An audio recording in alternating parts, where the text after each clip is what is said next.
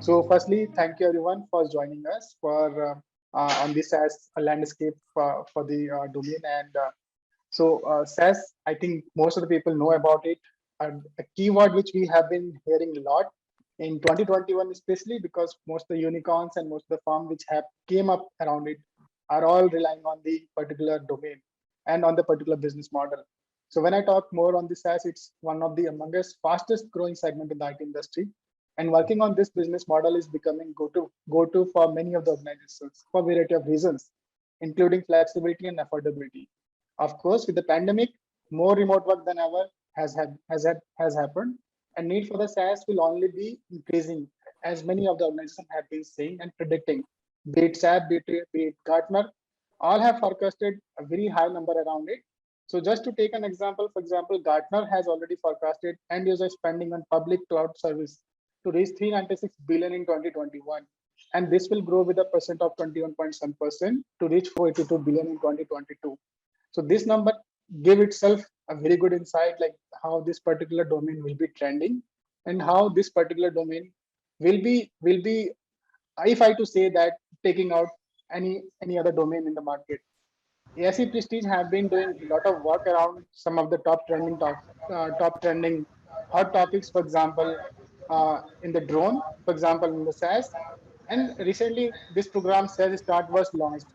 I remember Dr. Chintan, mission director for the Niti Aayog, started this few months back, and through that, this 2-month program which will be starting on 7th of this month, 7th of December, sorry, we'll be starting that out in support of Head Start and Microsoft for Startup. I think Dr. Sanjay will be giving some talk around that to give the introduction to audience.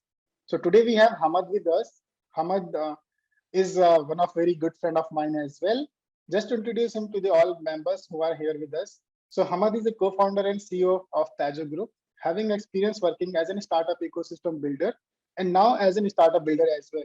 So his wide experience in the entrepreneurial field, which make him very wonderful candidate to work on this particular segment. He's firm believer in the entrepreneurship, also is an active volunteer with the Head Start, and now is like the senior member for the team. Head Start again have 30 plus cities in India and also 2 in the abroad, one at Berlin, another one is at with the Finland. Coming from a strong product and entrepreneurial background, Hamad has built and scaled multiple tech startups spanning across marketplace, subscription business, SaaS, hardware, deep tech, B2B, D2C, etc. Hamad started his career by coding right from the age of 15, and his forte has always been into developing technology, building startups, if I to say converting it from 0 to 1. And he is often found assisting at Landmark worldwide. In his free time, he consults startups on product, GTM, out of the goodwill, and selectively enables VCs and mentor collisions as well. So as of now, he's working as a COO for the Tajo Group, which is an operations excellence platform used by retailers, chains, for example, Beta, Brand Factory, Metrocast, many of you may have heard. When it comes to the commercial real estate as well, many of the organizations like OCS, Colliers, JLL have been using the services of Tajo. Similarly, when I talk on the shopping malls, you may have heard about Pacific, Oberoi, Forum. These all industries are as of now using the platform which have been developed by the Tajo. So very warm welcome, Hamad, and very much thank you for accepting our request to discuss this particular interesting domain with us. On the other hand, we have Dr. Sanjeev with us, the CEO for the AIC Prestige, who have been doing such a wonderful, fantastic task by supporting entrepreneurs and startup in the Indore region.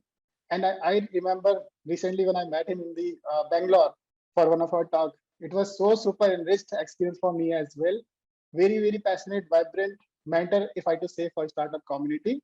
So Dr. Sanjeev, without taking much time for people, I would like to invite you to give a brief about the AIC Prestige, the work you guys are doing, the work that Microsoft for Startup and Head Start, and with support of Niti Aayog, people will be getting support into that. And then we can have a talk with the Hamad around it. Thank you. Sure. I'll just take a brief while, not to take much of time, because I just want to myself also hear Hamad so much. Thanks, Mukesh, for a very generous introduction. Pretty much stands with what you have said. AIC Prestige has been promoting startups in various verticals, that is, be it drones or SaaS or technology, hardware, deep tech, health tech, largely into multiple domains. And it gives me a lot of pleasure to say that now we have 40 plus startups who are active, and in all, 50 plus startups. Uh, you pretty much know that last month we concluded the arrangement with Microsoft as well, and I've signed up kind of good understanding with Microsoft. After that, the CTO of Microsoft also visited us, and also we went into the details part of how will we structure out the um, various introductions of Microsoft to our startups, and make sure that the participation is done with total command and total depth. SaaS Start has been conceptualized with a lot of passion, a lot of interest, and this is one of its kind of an initiative. I mean, Hamad, you pretty much know, Upekha at Bangalore, or so is Microsoft also deeply into SaaS-based incubation or incubation for SaaS organizations. So I really thought that, while there is kind of substantial difference from what a conventional startup is all about, say product or solution, and a SaaS business is run conventionally very differently, traditionally very differently, and therefore the fundamentals have to be different. But interestingly, not many people are aware, not many people were aware about how is it so different, and what is it that we need to really know how to run a SaaS organization. And to which I was literally surprised when I found out that people don't have much of an idea, and they want to run it just using their own wisdom, but that's not the way. So that's when we conceptualized SaaS along with Mukesh and Gautam and others from Head Start. And with a lot of passion, we have conceptualized this. Dr. Chintan Vaishnav inaugurated the session. He also said, this is one of its kind of an initiative going ahead. So while we are incubating organizations for SaaS, also for drone tech, the third domain that we have chosen for ourselves is more about smart city technology, and the fourth is about Industry 4.0, the I 4.0, which is more about automation and robotics. And that's where we are largely and vastly very different from the vanilla version of all the kind of incubation centers. That's kind of very summarized version of what we do. I mean, of course, when you're here, probably, you will get to see, or you'll get to see, what we do, and we'll get to see the input that we get from you. With those few words, probably I can wait to now pass on to you, Hamad, and listen to you carefully. Thanks so much. Thanks. Quick audio check. Can you all hear me loud and clear? Yes, Hamad. Very loud. Okay. For folks who are around, if you can be on mute, please be on mute, because sometimes the voice echoes. Okay. Thanks, Mukesh, for giving an intro. Thanks, Dr. Sanjeev, for the opportunity. A quick background about me, as Mukesh was introducing. I'm I run a startup called Pazzo, whichever city in India you are based out of. Doesn't matter, tier 3, tier 4. Go to any mall, any bazaar near you, a lot of retailers will be using what Pazzo does. We are an operation excellence platform used by large retail chains like Bata, Brand Factory, Central, Soch, and many other brands that I can talk about. Right. So, but we'll talk less about Pazzo, but my background has been, I've been with Head Start and the startup ecosystem in general for the last almost a decade now. Worked across all startups, and over the last 7-8 years, if there is something that I have acquired, that is first principles thinking, right? How to look at different things. And I am probably going to have this conversation in different parts. In the first part, I want to give a quick background about how the nature of startups have changed in the last 15-20 years, right? Like startups are not new. Like if you see Apple, Google, they all started in garages. They were also startups. right? So what technology shift has happened that that allows the whole how startups have changed, and why now is when you're a lot of other hearing about SaaS, right? I mean, last 3, 4, 6 years is when SaaS has become mainstream, right? And then we'll talk about a little bit more about SaaS businesses, how to what are the different metrics, how to go about building SaaS startups, the opportunity that it has for a lot of you, and then probably toward the end we can take questions. Also, in case you need to drop out, but you have any important questions pertaining to your venture, SaaS or not, you can always reach out to me. Please connect with one of the organizers or whoever shared you the link, or just ping me on LinkedIn, Twitter, wherever, right? I'll be happy to help. Okay, so the earliest, so if you look at what are startups are disproportionate wealth creation, value creation, wealth creation. They are high scale, right? I mean, when Microsoft came in, it took the world by storm, or when internet came in, rather, right? Before the bubble, right? Everybody was, the whole S&P 500, yes, it was going crazy, right? I mean, like all investments, be it Yahoo, be it, the China story of Alibaba and the startup, suddenly huge money, lot of big, right? Rush, the gold rush, we call it. Right. So technology, startups have been there for the last 2 decades, be it Apple, Microsoft, and all, right? I'll take one particular example of Microsoft, because Microsoft is probably the oldest startups or companies which have been selling software, right? Because SaaS has software as a service, right? So if you remember, when I was a kid, my dad was totally into computers, so he would always buy this, Microsoft Office 2000 or 1994 Windows XP or whatever, right? This would be boxes, right? And actually Microsoft would go out of stock when they launch a new product, because these were physical CDs that would come on the shelf, and you would actually go to a nearby electronic store and buy it, right? So they would literally go out of software, right? So the earliest version of software is being shipped in CDs, okay, where you would basically bring that software and install in your computers. Okay, now, and that software would get on your local machine. It would have some of its own storage, some RAM and bunch of things, right? And the older version of this, the people in the audience may know that there were files. You would get this floppy disk, a bunch of like pack of 16, pack of 20, where you would install. Okay, now a big paradigm shift that happened in the last 2 decades, I would say, is somewhere in 2007, 8. Where if you look at startups, say SAP, right, or say Oracles of the world, right? So they would build software, huge chunk of software. They would sell you upfront, because this is software, it's going to cost you millions if you want to deploy. You would bring the software package in either pen drive, CDs, DVDs, I don't know what, and install on your on-prem servers, and basically on your a lot of you, if you're into gaming, if you remember back in the day, Counter-Strike, in college labs, basically people would cut local area networks and play, right? But the big shift that happened in 2007-8 timeframe is when cloud started becoming popular, right? Where people realized, because it doesn't make sense. Also, if a lot of people, you may not know, if you had to actually set up servers, you would have to have rack servers, not computers. There would be big cabinets, and you would get this, rack servers. We call it. It's crazy costly and crazy, and hardly you would never utilize it fully to its potential. Right. So in 2007-8 timeframe is when somebody realized, was what if I just basically have a bunch of rack servers as a farm, and then offer some processing or storage space as servers to a bunch of, and that's the emergence of Azure, AWS, DigitalOcean and whatnot. Right. So in the last 10 years, this is what has happened.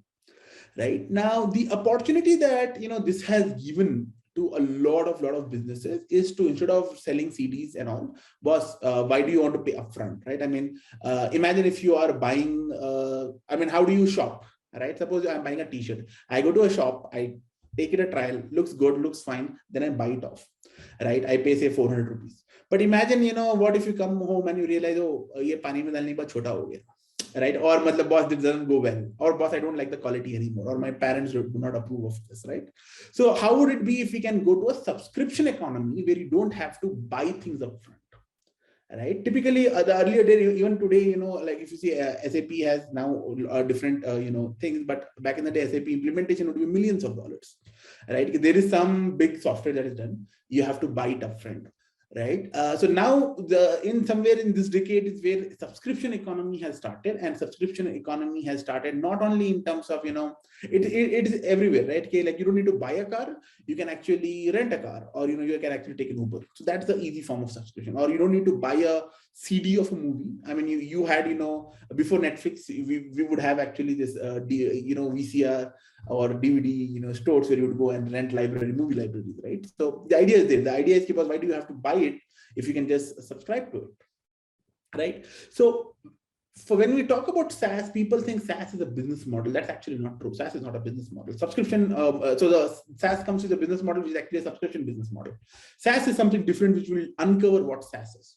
Right, but the big shift that has happened in last 2 decades is, since things have gone cloud, what people have realized, okay, you can now serve people sitting at one location, serve them anywhere. You don't have to physically be present or physically send things out for them to try out.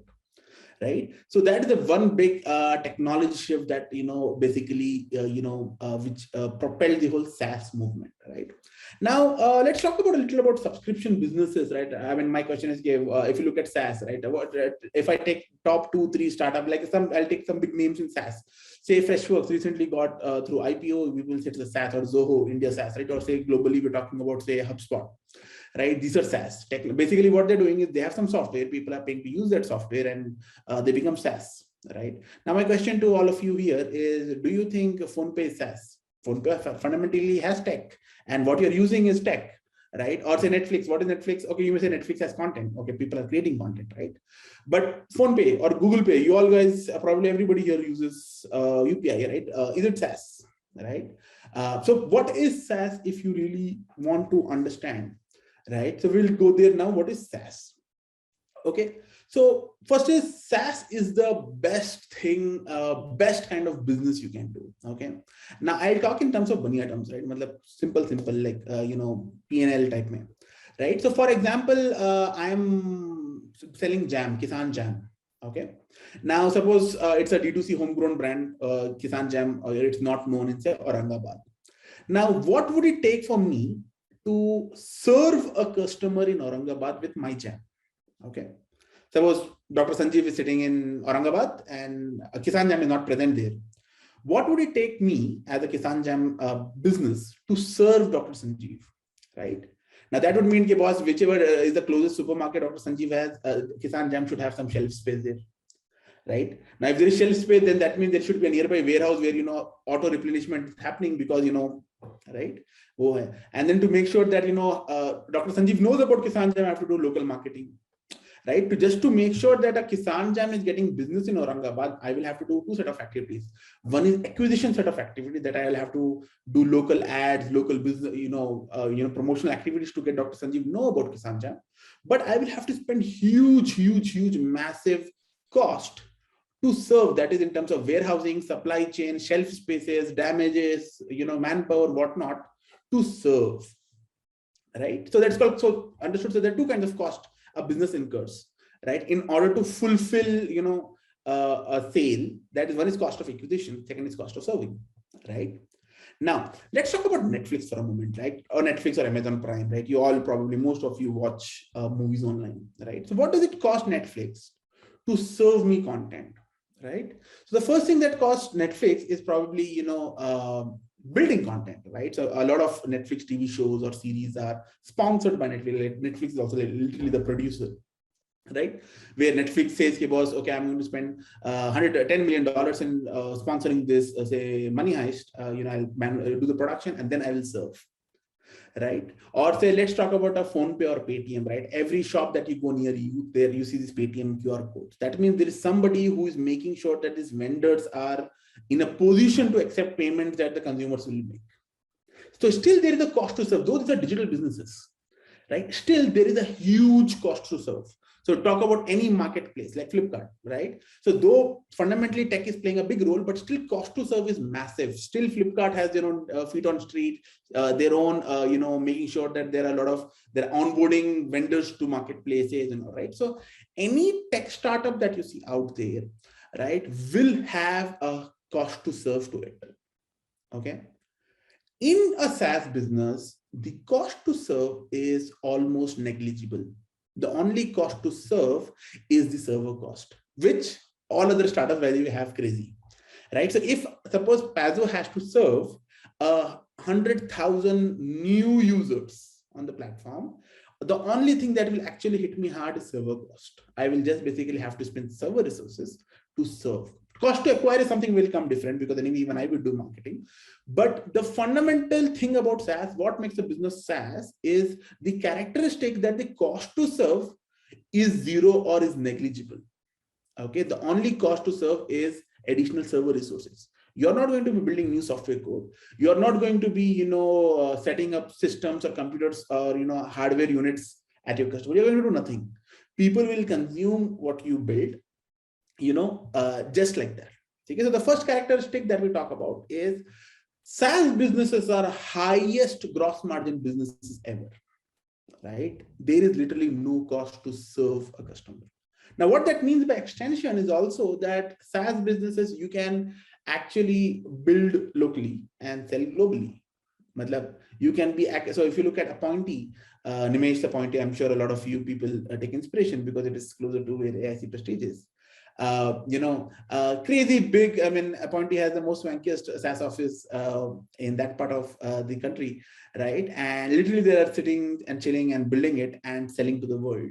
Right, Pazzo is an Indian company. We are based in Bangalore. We are a 25-member company here, but selling to the world. Because, and the reason we are able to do it is because our cost to serve is zero, right? And a big part of my payroll today is engineers that we are just making sure the software keeps getting better so that, I am not dying against competition. I'm not dying against the future of, what the industry has to do. Okay. So what I'm saying is the fundamental characteristics of a SaaS is the software itself works. You don't need anything additional to make it work. Okay. So that is one part about SaaS. Okay. Now the business model is very clear. It's subscription that, typically all SaaS are pay as you go. Now again, there may be different business cycles, different things. Okay. Now in SaaS, the key metric is MRR. What is your MRR? Everybody will ask you. And also, by the way, SaaS businesses have the highest value, multiple, right? So the way funding works in Series A, Series B, Series C, and all is basically whatever is your revenue into a multiplier, right? That multiplier change. But SaaS has one of the highest multipliers, and if you see VCs, love SaaS. If you ask any VC, all VCs do SaaS. There is no VC who will say I will not do SaaS. Unless there are some very sector focused VCs who say, no, boss, we don't understand SaaS, that's why we don't do it. Rather, SaaS is the only space where there are at least 100 plus VCs globally who just say that we are only doing SaaS. Right? Because very clear, like high gross margin business, you can basically sit at one place, sell globally, right? It's easy to do. Okay. Now, having said that, let's understand the characteristics of SaaS, right? So what is SaaS? SaaS basically there's a specific problem, for example, Dr. Sanjeev is somebody who's worked 10 years in, say, hospitality. Now he understands hospitality really deep. Now he figures out, if I build a tech piece, right, hospitality can be transformed. Right. So one kind of SaaS is, where you basically have some key insight, right? So almost all SaaS that you see out there are built by people who know a white space in the industry, right? So even if you talk about, say, Postman, right? So Postman founder, basically Postman is a SaaS for API testing and API, a bunch of things, right? It's a unicorn already. But if the guy who built Postman is somebody who has been a developer at least for 7-8 years, he knows the problem in his particular domain expertise. And then typically most SaaS startups are like that. You will hardly have SaaS startups by people who are out of the college with no idea of the world. Right. So people who are out of the college, like say Ritesh Agarwal of Oyo, will end up doing consumer businesses. Okay. Like Oyo, okay. Because see, you need to have some world exposure. And in that exposure, you need to know what is broken for you to be able to solve it at scale. Right. So people who are, so my advice is if somebody says, boss, I want to do a SaaS business, my say, boss, what exposure do you have? What depth do you have? So most of the SaaS founders that you see are people with at least 3 to 4 years of industry, minimum 3 to 4 years of industry and a specific vertical. Okay. Now SaaS startups are of many types, right? I'll quickly share my screen, right? One way of looking at SaaS startups is this, that is how much, revenue per account do you, right? For example, if you look at And again, we the way we look at, so idea is was how many customers will it take for you to build it to be $100 million SaaS business, right? So for example, Pazzo, right? Now our typical MRR rather, I will say, is 2 to 3 lakh rupees. So when a customer comes and uses Pazzo, they pay us minimum 2 to 3 lakh rupees per month, right? So we are basically a whale kind of startups, right? So today I have 50 customers only. I'm telling you, right? But I will be I'll be equivalent to somebody who's basically selling for something for 10,000 rupees a month, right? So this is how, again, within SaaS, the classification of startups is across this. Right now, each one of them have their own challenges. Like the challenges that the whale and elephant startups within SaaS see are product marketing. That is, you have to customize the same product for different industries, different vertical case studies. Again, these two will have longer sales cycle. It takes minimum 6 months to close a sale. Wherein a small SaaS product will be very easier to close. Right. So these are different, again, these are a lot of incoherent different thoughts about what SaaS businesses are, but fundamentally SaaS businesses are higher businesses of highest gross margin, and you can build anywhere. I'll give an example. There's a startup called Outplay. It's a sales productivity platform by Lakshman. There is $7.3 million in the funding, right? The key part is not that. The key part is, if you search for the hashtag weekend farmer on LinkedIn, you will realize that Lakshman is basically building this startup out of his native village, and actually on the weekend he's doing farming along with his dad. Yeah. So let's take question, Mukesh. I think Dr. Sanjeev, you have a few questions. Dr. Sanjeev, would you like to take? Yeah. So I just love your energy, Hamad, and viewers. Believe me, when you meet Hamad, when he says something, it's not an advice, it's an instruction. So, he has weight in his voice, a weight in his logic, and weight in his body as well. That's a good beginning, Hamad. My just 2 cents on the kind of thought that you've been mentioning about is firstly, I understood that you've been saying that somebody who wants to make a SaaS-based startup should have at least about a few years of experience in that particular domain. Is that correct to understand? May not. So it's not like it's not a North Star rule, right? It's true for 80%, but many times sure. What I have seen, like for example, I'll give you a gentleman that I was helping out in Bangalore, right? So this particular person was a tech guy, like smart guy, and his father was a big time into like last 3 generations have been into the jewelry business. So he ended up building a SaaS to manage jewelry businesses. Now he himself is not a jeweler, but he has access to information that most people wouldn't have. Okay. Right? So either you have the experience or you have access to folks who have the experience. Got it. That's what I'm saying. Got it. And also, I heard you say that the cost of serving in SaaS is fairly shallow or almost negligible. I also thought that perhaps you could add, in addition to the kind of server, the cost of the server, you could also add the cost of the bandwidth and the operational cost as well. Is that fair to understand? Yeah, but again, a good SaaS business has that fairly low, right? The products are self-serve, right? So as we go deep, we understand that SaaS startups are of 2 types. One is sales-led, other is product-led, right? Absolutely. From a growth standpoint, right? Now, you are right. And now, so one thing, so a lot of investors will ask you upfront, what is the time to implement, cost to implement? That is what it takes to implement, right? Second thing is, so a lot of SaaS startups also end up providing a lot of professional services, right? Boss, we will give you dedicated support, or we will give you, right? But again, if you look this if you compare these costs with the cost that a Flipkart incurs to serve, right? Not in comparison. You realize that there is no comparison to it. No, not in comparison, but in terms of just kind of having a better understanding, probably these are kind of only costs which are being incurred, apart from the cost of customer acquisition that you will cover sometime later, right? You are right. Just to add one more thing, Right. when we talk about operational cost, again, we need to also understand that the costs that hit the business hard are linear cost, right? So what I meant by the example of Aurangabad is every time you need to do something, you are adding linear cost to it, right? So in SaaS business, though there are operational costs, but again, they are not linear in nature. Yeah, no, and it's not exponential either. Yeah. Great. Now go ahead, please.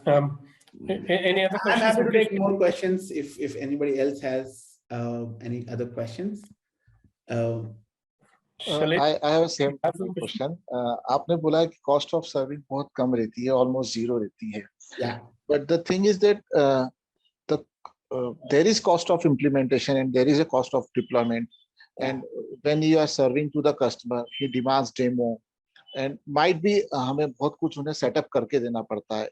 एक छोटे सास की बात अलग रहती है. मान लीजिए वो छोटा नेचर में बहुत SME और SMBs के लिए बना तो ठीक है, लेकिन when you goes for enterprises business or for masses solution for bigger scale, तो वहां पे तो काफी ज्यादा एक डिप्लॉयमेंट कॉस्ट तो रहती है.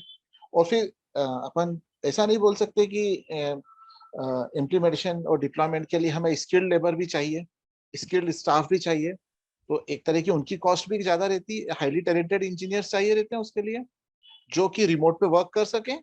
Sometimes we have seen that company has sent a guy from America to set up a business over here or to deploy a solution over here for India, or some Indian companies has sent a guy to the Florida or Canada or somewhere else just to deploy their SaaS. So what is this? What is that cost? What cost kya hai? It is a cost to serve. I think that is a fantastic question, right? A lot of people say, boss, the thing is this, right? The thing about a few of what I will say will always be very contradictory. You will say, it's like basically telling gravity doesn't exist, right? You will basically say, talwar nikal do, right? So I'll explain you, right? So a very important part is, for example, a Pazzo hai. Okay? Now, my startup, khud ka startup, right? Now I'm telling you, per month, my one customer give me say 2 lakh rupees. Now this customer, again, what is the mode? Like once I sign up this customer, there's a big chance that this customer may leave me midway because it's pay as you go model. 2 महीने में अच्छा नहीं लगा. But the good part about my business is 6 months लगता है sale करने. But once a customer signs up, like so we are a 6-year-old company and my oldest customer is 6 years. Like Future Group is with me for 6 years, right? Because the data is a moat, right? Because the data keeps getting into me and they just cannot migrate. Training costs, switchover costs are high, right? So अगर मैं 2 लाख रुपये महीने का लगाऊं और मैं बोलूं कि भाई this customer is going to be with me for say 60 months. Okay. What is your lifetime value of a customer? Now, if you put that in comparison with your cost of deployment, which is a one-time initial half a month, 1 month, yes, or it is negligible. So the linear cost jo baat ho rahi hai, so the real metric we are looking is not cost to serve. It is incremental cost to serve. Incremental cost to acquire. That's what investors will look at. Okay. So in month 6, how are your unit economics looking? In month 6, you will realize, okay, ek baar to ho gaya. But at month 6, you will realize, okay, the only cost I spent is just say $100 in server cost for this particular customer, and maybe say 3,000 rupees worth support.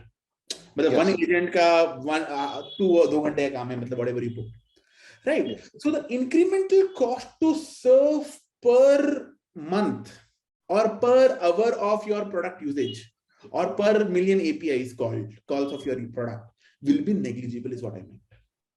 You're getting it? Wherein if you look at a Flipkart, per delivery that a Flipkart you place an order, there is a huge cost to serve. That is, boss, okay, wo order hoga, pick up hoga, deliver hoga, right? So in unit economics, the margins are very thin, right? Wherein whatever I make, suppose per month I am making say 2 lakh rupees. Okay. Now again, there is, I mean, a lot of you must have heard about CAC versus CAC to LTV ratio kya aapka, right? Because again, I am going to spend a lot of money to acquire you, and probably I break even in month 10, right? But the idea is that once you are at month 10, how are your unit economics looking? Instance by like month over month, and that will be zero, is what I mean. You getting it? Okay. Yes. In overall a long term, you have to just like the BEP पे कब आता है और फिर उसके बाद कब profit में आ रहा है, तो एक थोड़ा लॉन्गर टर्म में देखना पड़ेगा उसको. 100%. And this is also the reason why now D2C brands, if you see right now in last, I mean, again, it's a little deviation from SaaS, but what I'm saying in last 6-7 months, D2C is a big focus area. A lot of Mensa brands have become a unicorn. A lot of D2C brand. Now, what are D2C brands telling? D2C brands are telling, boss, we will operate from HQ, sell online. You don't need to have shelf space. You don't need to have supply chain. A lot of that, right? So basically, whenever the cost to serve becomes low, the valuation of startups are big. I mean, why is that ID Foods, such a big brand, doesn't talk about unicorn or valuations? Right? It's because they have high cost to serve every time they expand the business, right? That way, SaaS are the most beautiful businesses to ever spin up. Thanks. Yeah, Ahmad, I'd suggest you go forward, and I think eventually quite a lot of questions will evolve and get answered by itself as well.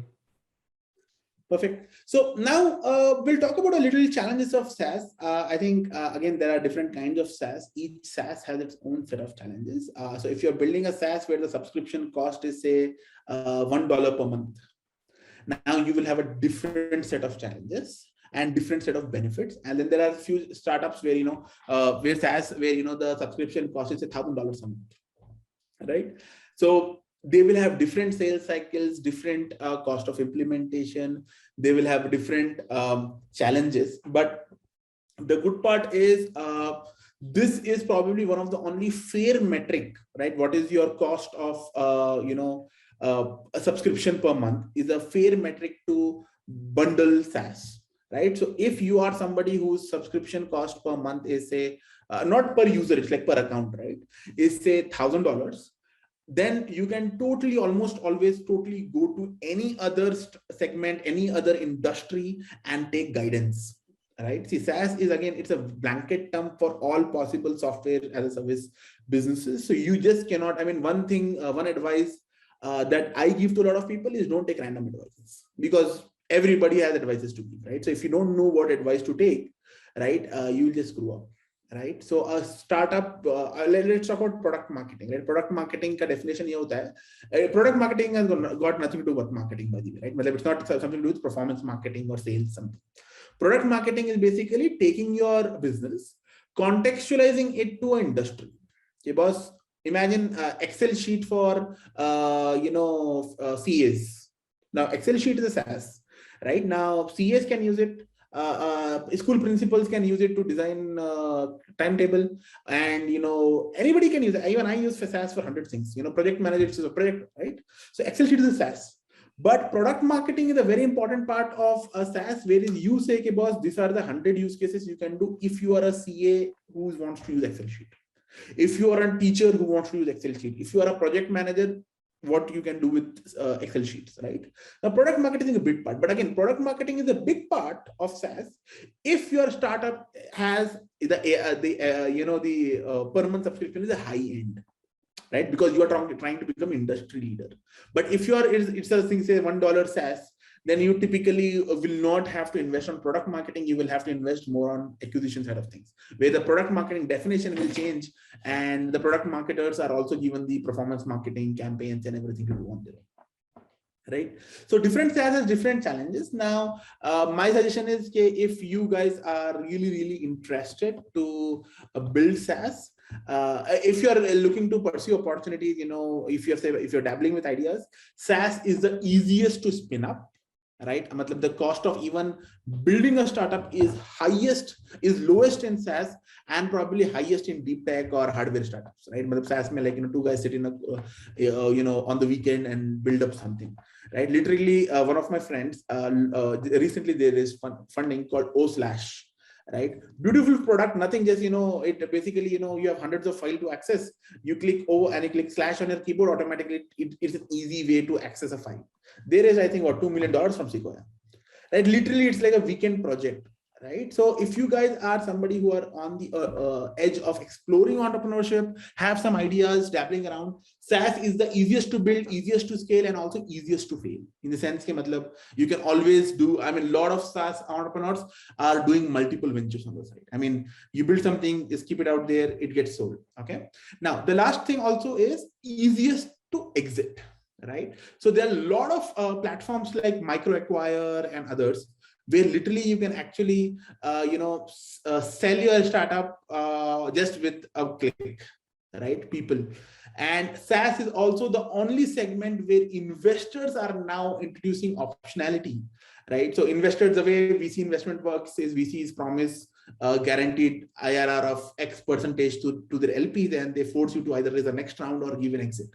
But in SaaS, investments are, we are now there a lot with this huge talk about optionality, where you can actually force VCs ke boss, before taking the money, ke boss, I will want you to exit by giving you cash.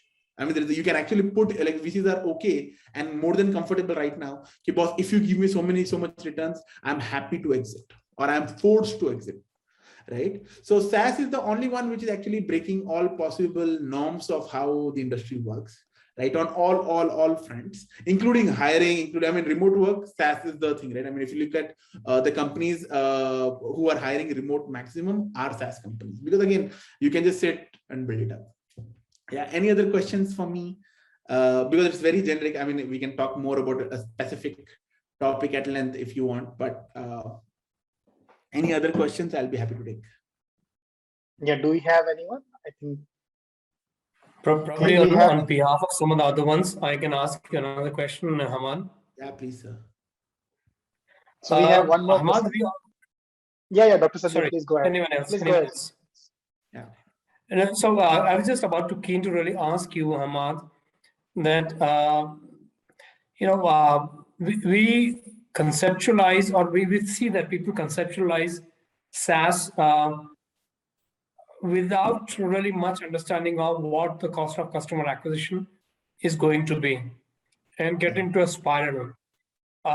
So what are the ways through which one can really identify that this is going to be my cost of customer acquisition, and therefore build up in the spreadsheet and try and see how it works out, A, in terms of customer acquisition, the CAC, or two, in terms of what should be the subscription fee all about? Perfect. I think that there are two questions that I think Dr. Sanjeev asked, right? First is, how much will it cost me to sell? Should I be aware of it? If yes, should I have some bounds to it? Ke boss, itna rahega to hi bechunga, or this is the effort I'm going to put per client, right? Second is, now if, and probably it's not mutually exclusive question, it's probably separate question is, how much should I price my SaaS? Okay, two very, very important questions, right? So the first one I'll answer first, right? Startups have a lot of problems. Building a startup is not easy. Trust me, I have built multiple startups, all in the capacity of an operator, right? So I don't take a lot of risk. I basically, take startup ideas. Like Pazzo is not my startup. I've joined them a year back to lead their, I'm the active guy who's leading the entire operation, sales, commercial, product, everything, right? So and before that also I've built a lot of startups, helped a lot of founders with a lot of money, right? So I'm telling you, building startups is not easy. Okay, you will have a lot of problems. You will be a lot of time having built something and trying to chase people to sell to, or sometimes you will have broken product that will ship, right? So the question that Dr. Sanjeev asked, should I, how do I go about finding how much does it cost to acquire? And should I build some, levers or, some control mechanisms around it, right? So this is a problem that you don't want to touch till the time you have first set of, at least say 50K, ARR. Okay, because the early focus of building a startup is to make sure that you have built something that is required by the industry, and it's not being used by one of your uncles because he loves you. Right? I mean, you need to first crack that you have built something, right? Now, a lot of SaaS startups, and rather actually a lot of startups, startups are not like project plans, right? You start and you stop. You build something nobody wants, you go to the market, you learn, you build something more, right? So unless you have first 7-10 customers, don't focus about what are the channels to sell, distribute this, how much will it cost to me to distribute this and all of that, right? First, make sure that you have something substantial, right? I have seen a lot of startups fail because they try to overemphasize on distribution before product, right? Distribution wins. Distribution is the king, right? Product is secondary. But in the initial days, first you need to get the product, then figure out distribution, then figure out, optimizing distribution, right? When I say optimizing in terms of a turnaround, in terms of deal, acquisition timelines, in terms of cost of acquisition, a bunch of things. Okay, that's number one, very important disclaimer before I go there. Okay, now you also need to understand that when you build a SaaS, you will not have all customers alike. I still have some customers who pay me 10,000 rupees MRR. I also have some customers who pay me 5 lakh rupees MRR, right? I'm having all ranges, right? Now, there are many ways to acquire these customers, right? For example, suppose I'll give you a very weird example, right? So suppose there is a WhatsApp group, a family group of 256 people I have, and every time I need, say, a liter of blood, right? For some needs, I say, okay, boss, please, somebody with blood group O type, give me. And every time it gets me through, because it's a close family, 256 people, people reach out to friends and they get me. But imagine if I try to scale this channel, right? Say, okay, boss, I need 10 liters of blood every day. No, it will not. So there are channels of acquiring customers, and every channel has its own throughput, its own cost, right? So as an operator, a very important thing is definitely you need to make sure that your costs are in check, right? Because again, a typical thing that a lot of people talk about is CAC to LTV. Like for example, I'm spending a lakh rupees in acquiring a customer. I should at least make 6 lakh rupees of him in the lifetime. Only then it's a good business, is what people say. But in SaaS, typically what happens is this. So SaaS is also one of the very few businesses in the gross margins are so high. CAC to LTV can be 1:400 also. 1:5,000 also. But literally you can milk the cow so much that this whole cost of acquisition can also be negligible, especially if it's product-led growth, like a what do you call, like a Typeform. Typeform is a SaaS where everybody text Typeform use kar lo, right? There is huge word of mouth marketing. People, it just acquires on its own. You don't have to sell literally, right? So as a good operator, what you should know is what are red flags, top no-nos. Boss, okay, I'm not going to do this to acquire a customer. Okay, this is my, like, if somebody says, boss, let's put a billboard. Now you need to understand logically, boss, agar billboard lagayenge, per month, I'm going to spend say 2 lakh rupees on a billboard. It will hardly give me any conversions. It's probably more of brand awareness. So that is not a activity I'm going to undertake, right? Again, Dr. Sanjeev, my answer to your question is I would not push SaaS founders to focus more on CAC optimization, because again, different geographies, different CAC channels, different cost, right? There are a lot of things. As a smart operator, you need to be on top of everything and take a lot of gut call. Okay, there are deals which I have done which are actually very poor, but if we have done, we learn our lessons. Okay. Now, I'm not sure if I answered. Now, coming to the pricing of it. Okay. Now, there is one thing about SaaS that I'll talk about is called category identification.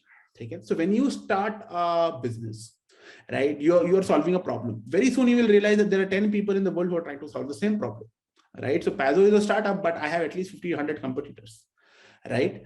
Now, what is the category? It's a G2 category or a Capterra category. Okay, this is VoIP solutions, right? WIP, voice over internet protocol solutions may you fall in, right? So very soon your startup, the minute you have gotten something right, will actually go into a G2 category, and there you will identify all your competitors. A good pricing is basically baselining with the market, right? You can easily, and again, the good part about SaaS is a lot of SaaS, their pricing is upfront, right? They kind of list it on the website itself, right? Say, so Lucia may be a SaaS, or Apollo, or a lot of different tools, right?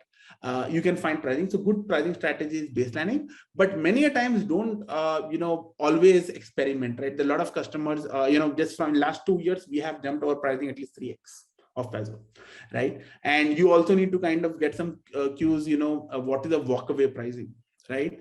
And there's something called value SaaS. Again, you need to also price based on what is the value your customer is deriving, right? I'll give you a very interesting use case. One of our customers, again, right, they use us for, so coal plants have a lot of ash that gets done, and you have to dump ash into mines. You cannot dump anywhere, right? And if you leave ash open, it goes in the air.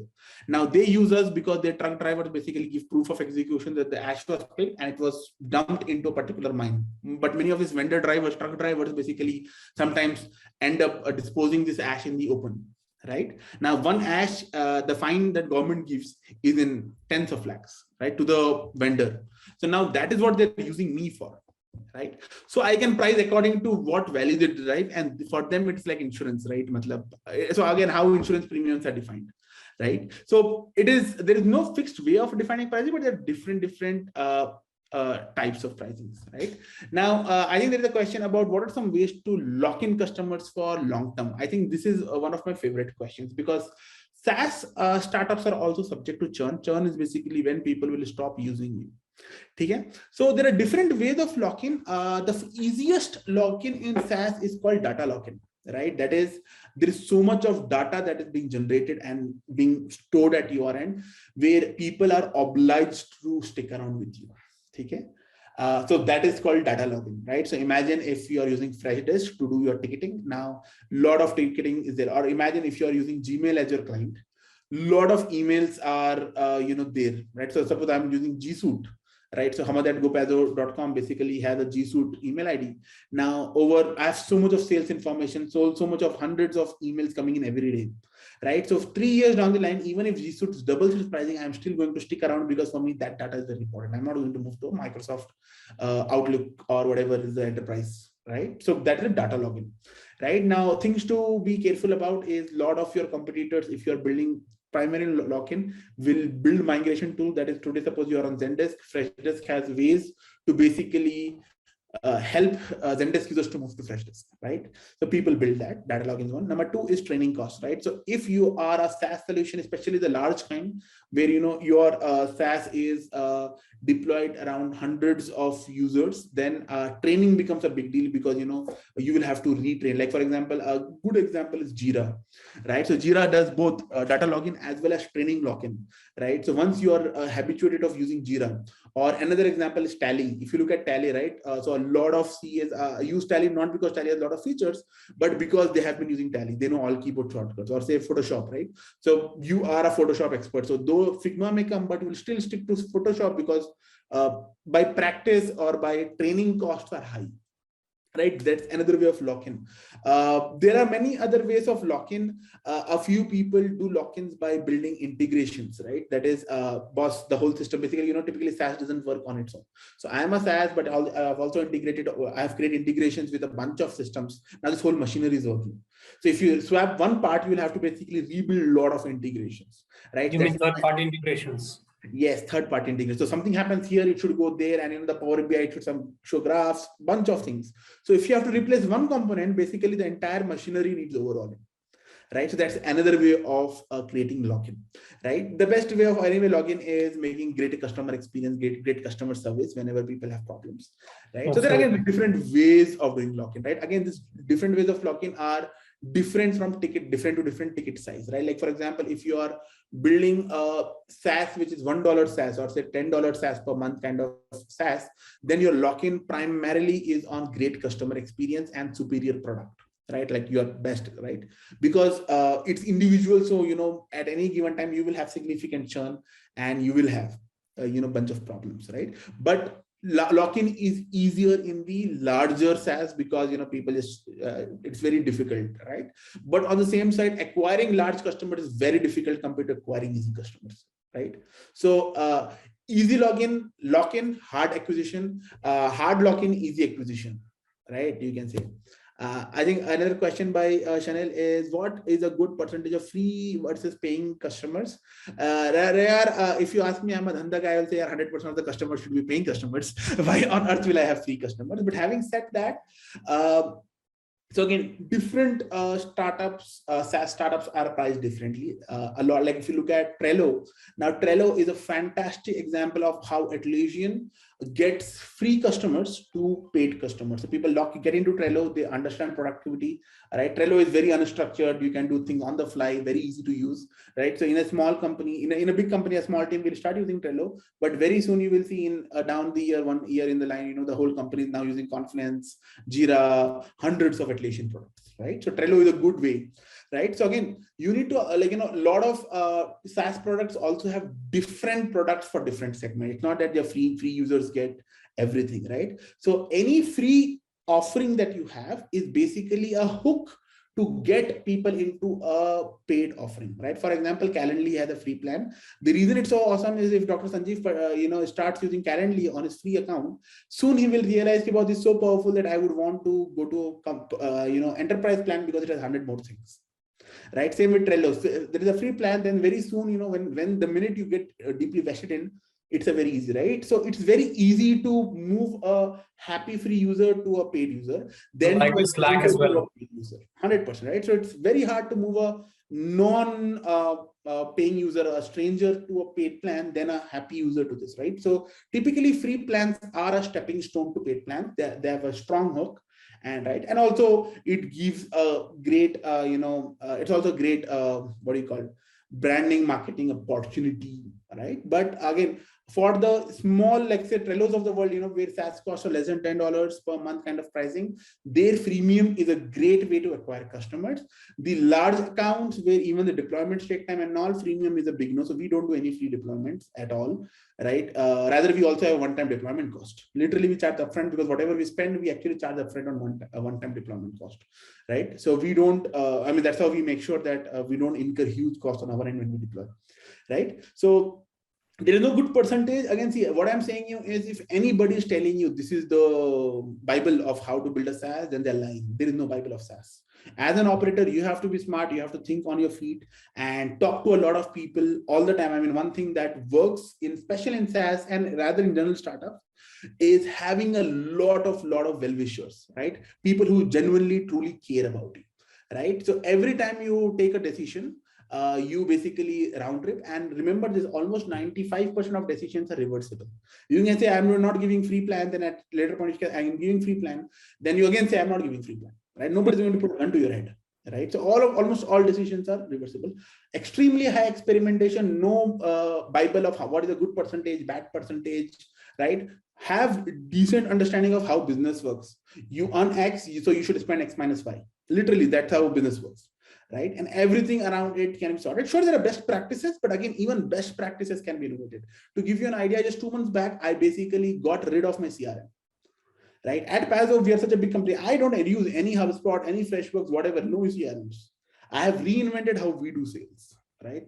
And again, it's I can sometimes write probably record a video about how Pazzo does sales, and we do crazy. It's not that we are not doing sales, we are doing far more efficient. So we are experimenting as they go. Okay, do you think Indian customers are ready for SaaS model? So yeah, again, that is a very good question. The first question that I have, so I'll tell you the problem with India market, or when I say India market, basically I'm talking about markets where labor is cheap, right? So be it India, Africa, Philippines, you will have the same problem. That do I need technology to solve this problem, or I can put a human being? Literally in India, for 6,000 rupees a month, you can get a security guard. A human you can get, right? So the problem with Indian market is not about they're ready for SaaS or not.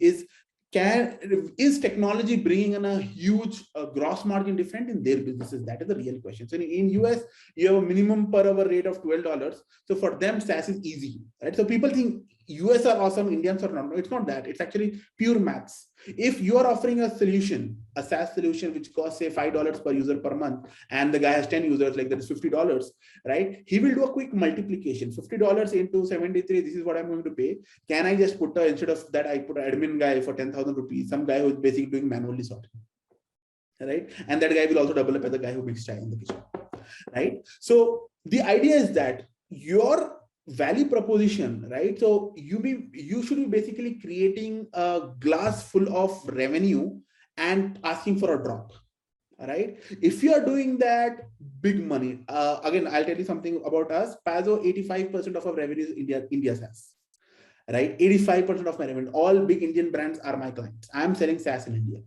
right? Because we are able to create that value, right? So Indian customers are ready for SaaS? Absolutely, yes. If you see India, what is the Netflix? So Indians are ready for all subscription products, right? It's not true that Indians don't pay for software, provided you know what you're offering and what they're getting out of it. Yeah. Any other questions we have? Yeah, likewise, we have Freshworks and all the kind of organizations doing fairly well in India as well. So it's not a kind of country-dependent phenomena of buying SaaS or not, but it's what kind of value addition do you provide on top of it, or what kind of, as you use the word, value creation, what kind of value creation do you use, value SaaS you provide, that will drive the decision to buy SaaS or perhaps not. Probably on behalf of some of the other ones, I can ask another question if you wish, Ahmad. Please go ahead. Use your experience and exposure probably. In presence of some of kind of very large organizations who are into the similar kind of space, I'm not using the word same, but similar kind of space. What's your advice to the viewers around if they want to get into this kind of similar space where there are giants already present? So I think the good part is, so I think the question Dr. Sanjeev is asking is, is a red ocean versus blue ocean, right? Yep. It's a simple question, right? Okay.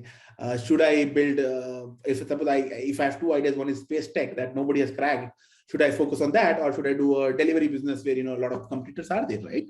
So there are benefits of both, right? And again, I'm not going to answer this in the context of SaaS, because again, see, this is a generic dhanda question. Like, for example, if you are somebody with a lot of money, so should I open a Kirana store or should I open a EV charging point? Let me qualify my question a bit more. I mean, suppose this is in context of SaaS itself. Yeah. And there is kind of a Microsoft in the same kind of similar kind of space. Is it fair and fine to really craft out another kind of similar solution in that space, or perhaps because my service offering can be very personalized, very contextual, as opposed to a Microsoft, which will have its own kind of limitations to reach out. So therefore, I mean, how do we differentiate when it comes to competing with such kind of giant organization? Yeah, so I think I personally love Red Ocean. That is, if there are already people who have built products, I love that for a bunch of reasons. Number one, I mean, how to go is second, but the other question is why. I mean, does it make sense, right? So the first important thing is market education, right? Like, if you really look at what Snapdeal and Flipkart did early on in the Indian market, is telling people that buying online, paying online, getting home delivered product is fine, right? Probably Swiggy is capitalizing on it, and Amazon is capitalizing on it later on. Right? But the idea is because it's okay to pay online, right? So for a given market, right? For example, there is a Microsoft which is having an Outlook or earlier days of Hotmail or whatever, right?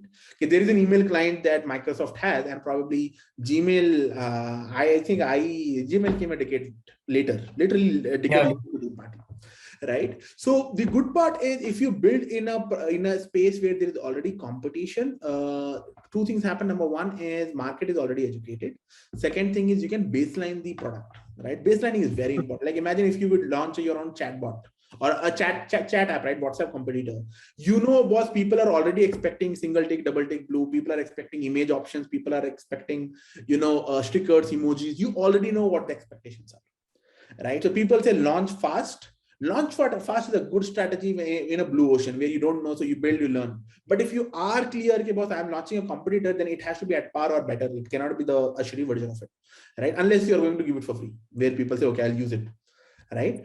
So it gives a good market education. It gives a good product baselining. You don't need a lot of smart people, industry knowledge to build. Like, if you set out, as I was saying earlier, you need to have 2-3 years of experience in building SaaS, but that is only for enterprise SaaS. There is consumer SaaS as well, right? So if you want to build a Trello alternative, you don't need to really look at doing something. You just look at Trello, make a list of features, freaking copy it, right? And market it really well, right? The education is done. Exactly, right? So product baselining happens, right? Now, there is one more very important thing that you need to understand, that there are thousands of customers who love Hero Honda bikes, right? But there are hundreds of customers who also hate it because of some reason or the other, right? So every time you have a great cultish brand out there, because we swear by it, there'll be some people who will always hate it, right?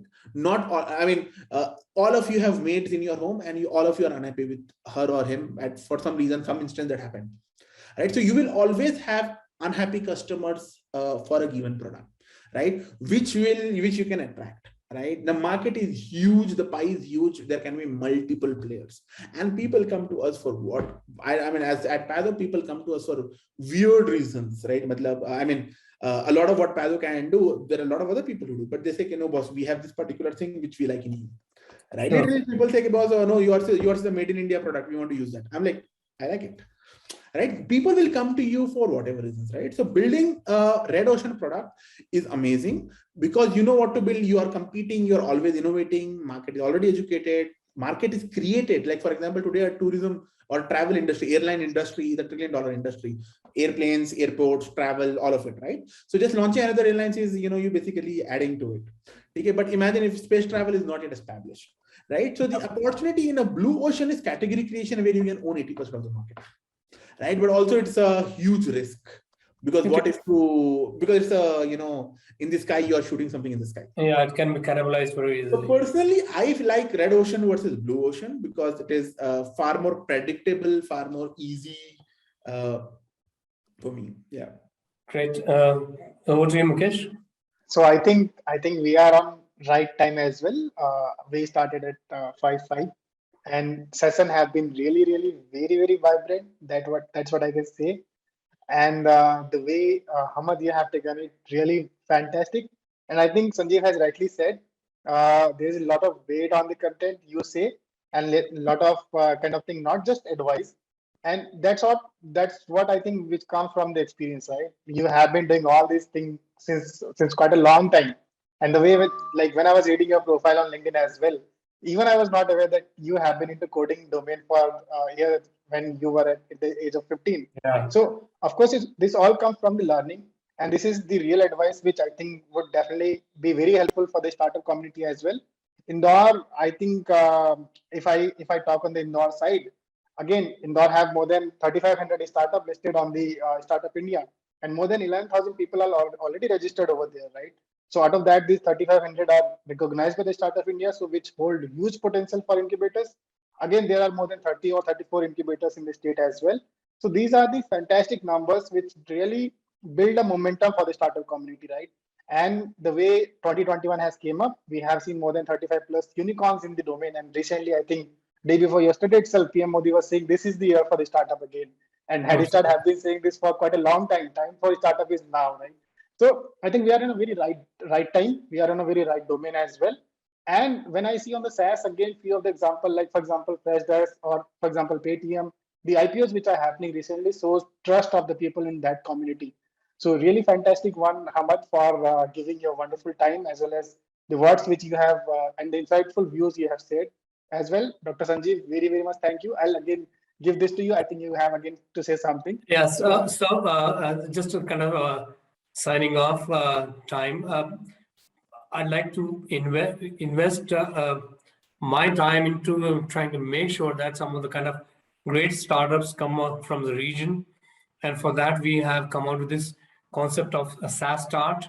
Along with Microsoft and Head Start, we have come out with the conceptualization of this particular structured program. And I'd like to take pride and privilege in inviting everyone across to join this. The best of the speakers, the best of the breed of speakers are going to be around. I'm sure Hamad, one of the other time, we have to get you in as well to come over Indore and spend some time. You can literally interact with those people and try and see how your dreams of startups, how your dreams of SaaS-based startups are going to take wings. That's my invitation, open invitation to everyone. This is a very unique program and one must definitely take best benefit out of it. Thank you so much indeed for watching. Add one last thing to a lot of folks, from an entrepreneur to entrepreneur, right? I mean, because see, I have probably worn both hats of being a startup enabler, but sure. The cost of a 3 BHK in Bangalore is 50,000 rupees per month. Okay, what would be the cost in a Indore or a Bhopal or say, Mukesh, Dehradun, right? So one thing I want to talk about to a lot of people is, when you are starting up, the first 10 months, first 1 year, first 18 months are very crucial because you are basically taking a break from whatever you're doing, right? And especially if you're privileged enough that you can take a break. A lot of, people have a lot of financial commitments, family commitment that they cannot actually take a break from job to startup. Right. But once you take that break, making sure that you are personally as a startup founder, one of the most disrespected resources, your own personal headspace, your own personal finances, your own personal, trust me, entrepreneurship is a very lonely journey. Trust me on it, right? There's nobody you can talk to. There are a lot of problems. Even you cannot talk to your wife because, there's so much you're going through, right? So leverage what all you can possible.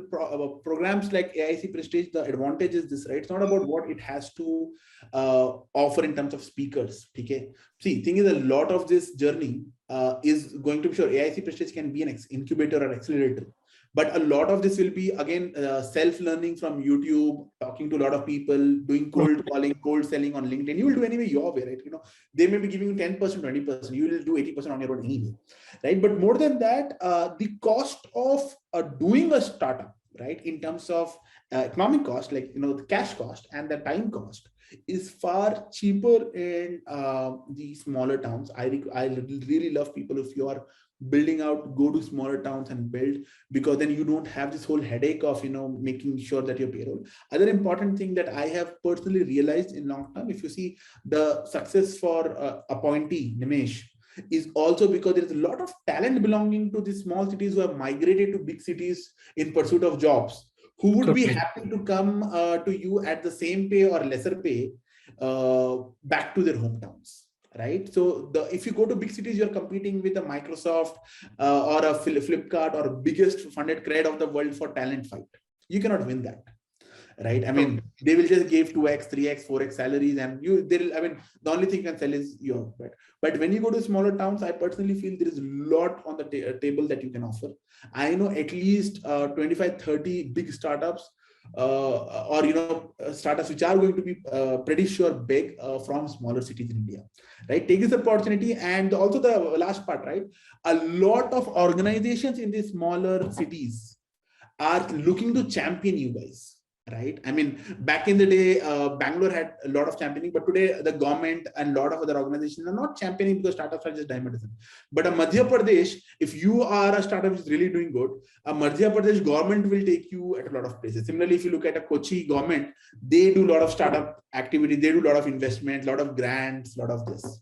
Okay, so as an entrepreneur to entrepreneur, leverage whatever you can, right? Minimize your expenditures, maximize your access to different people through such programs. Yeah, that's 2 cents from my end. Great. Thank you, Hamad. Dr. Sanjeev, any last words? No, that's it. Thanks very much, Hamad, for all the kind of words of wisdom, as well as all the observations that you brought to the table.